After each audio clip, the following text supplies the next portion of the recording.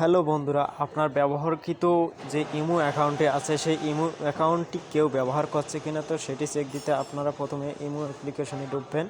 তো ইমো অ্যাপ্লিকেশনের মধ্যে ঢোকার পর আপনাদের যে প্রোফাইল আইকনটা আছে হাতের বামে উপরে, তো সেই প্রোফাইল আইকনটার মধ্যে আপনারা ক্লিক করে দেবেন।